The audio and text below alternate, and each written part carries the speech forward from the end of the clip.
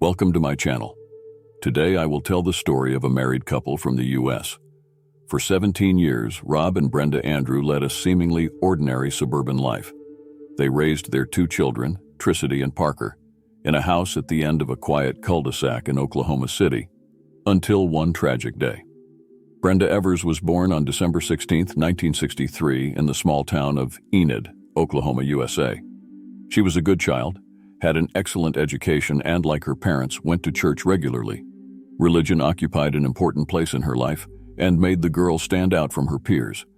As a teenager, instead of discussing boys, she preferred to discuss how to be a good housewife. And all this was due to Mrs. Evers, who was a real role model for her daughter. In the future, the girl intended to follow in her footsteps, that is, to give birth to several children and to be active in the church community. In high school, she joined a cheerleading group supporting the school football team.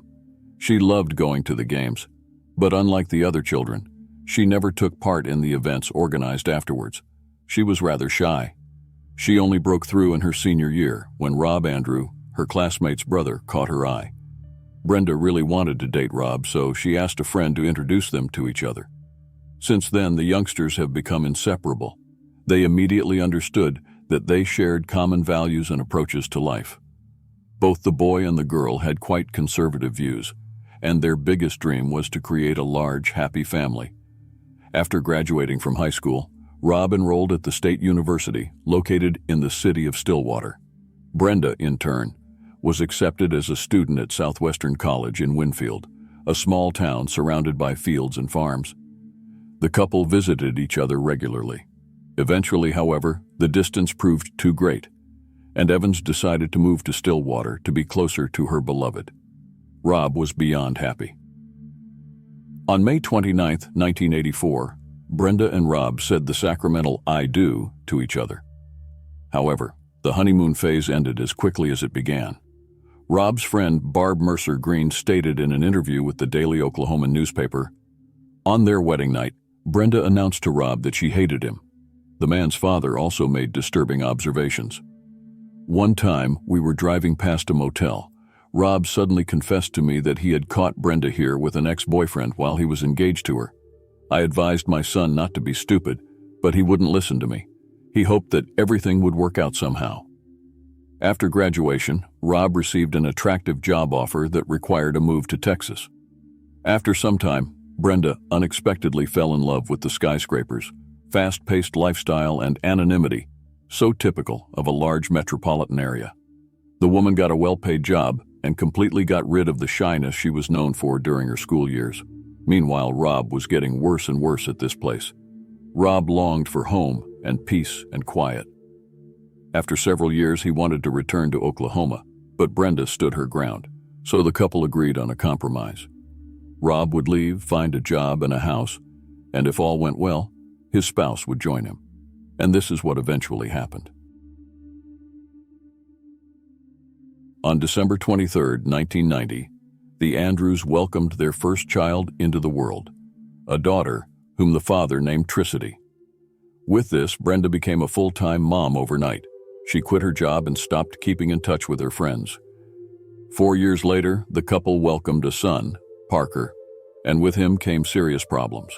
Rob increasingly confided in friends and his pastor about his marital problems. He claimed that Brenda was constantly mentally abusing him. She said she hated him, that their marriage was a mistake, and indeed, something was up. Rob's best friend, Ronnie Stump, described the Andrews' relationship as unbalanced. The man was much more attached to Brenda than she was to him. After the birth of her second child, she began to change beyond recognition. She transformed from an undistinguished housewife into a vamp. She increasingly put on revealing clothes to draw attention to herself. She also put on makeup, something she had never done before. The family's friends, mostly people who were strongly religious, were shocked by this metamorphosis. The dressing up and makeup experiments didn't end there, however. Brenda began her first romance. Her chosen one was Rick Nunley, the husband of her best friend. The couple dated for a year. Then their relationship lost its freshness and died a natural death. After her affair with Rick, Brenda began flirting with the owner of a neighborhood grocery store, James Higgins, privately a husband and father. At first, she tried to seduce him with defiant outfits and flirtatious glances. Higgins did not remain indifferent. One day, Brenda went a step further. She handed James a key to a hotel, encouraging him to visit her there. The affair worked for 2 years. During all this time, Rob did not know about the affair. However, he felt that something was going on. There was an icy atmosphere in the house. Nevertheless, he tried to save the relationship. He believed that everything will work out in the end. And indeed, in 2001, Brenda announced to the shopkeeper that she had had enough and broke off the relationship, at least not to reconcile with her husband. 2 years earlier, thanks to Rob's involvement, a Baptist church was established in North Point. In that church, he was given the position of deacon, a position of which he was very proud. "I may look like the old Rob on the outside, but on the inside I'm a whole new person," he boasted to friends. Soon Brenda joined the godly work, taking a position as a Sunday school teacher, and it was there that she met her next lover. Jim Pavat was, like Mrs. Andrew, a deeply religious man, and a married one too. This, however, did not protect him from Brenda's charms. The couple began flirting with each other, first secretly and then completely openly. The church was buzzing with gossip. The worshippers were disgusted to see the two sending each other communicative glances. On September 6, 2001, James officially separated from his wife. That same month, Brenda kicked Rob out of their home in Oklahoma City, and on October 3rd, she filed for divorce. She also began openly admitting to friends that she wished her husband would die. Rob was devastated. He could not understand why the woman he still loved hated him so much. In mid-October, Rob received a chilling phone call. A doctor at a nearby hospital informed him that Brenda had been in an accident and was lying in critical condition at the facility.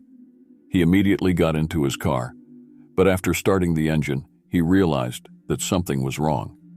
As it later turned out, someone had cut the brake lines. Rob returned home and then made a phone call to the hospital to see if his wife was indeed there. The surprised receptionist denied that Mrs. Andrew was on the patient list. The caller thanked her and then notified the police.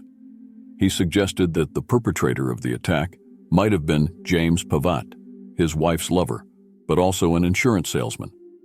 In mid-2001, the man helped Rob set up an $800,000 life insurance policy, of which Brenda was the sole beneficiary.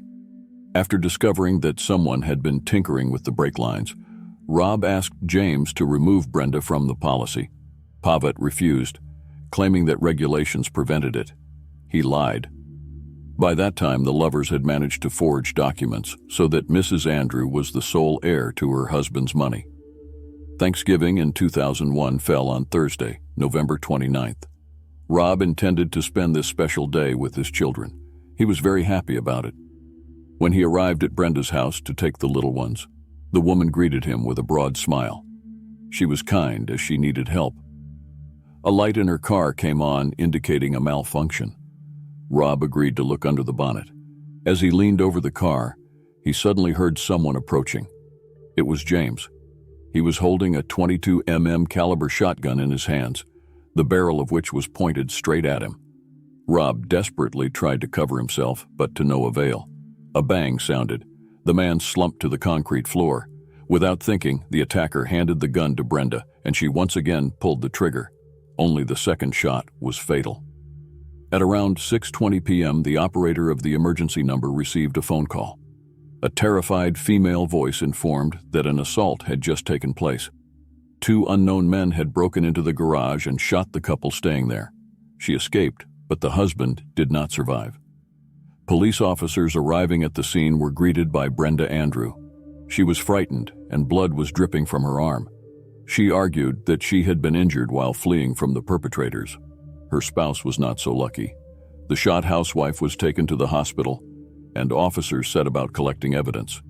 They noticed that Mr. and Mrs. Andrews' children were not packed. Could it be, then, that the story about Christmas at their father's house was a lie? At this stage, it was suspected that the woman was lying. Hard evidence emerged on the day of Rob's funeral. Brenda did not appear at the ceremony. Sometime earlier, she had fled to Mexico with her lover and children, and perhaps she would have gotten away with everything if not for James's carelessness. The man regularly called his adult daughter Jana and asked her for money.